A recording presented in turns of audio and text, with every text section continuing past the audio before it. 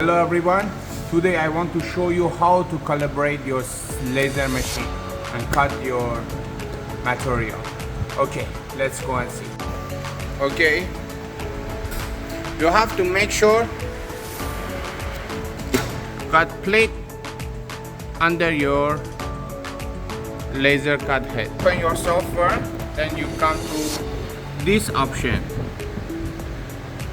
and then you press F, then you press 1.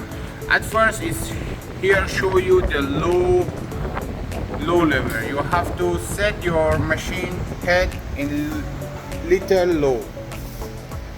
With these two buttons you can up down your laser head. When you press down, it's come down. That's enough. Then you come back here, then press enter. After succeed, you press enter, then you press number 2, calibration. Alright, here your machine head come almost reach 5mm space from plate to your nozzle. Then press enter again. These two must be excellent. After get excellent, that will be the perfect. So your machine ready to cut.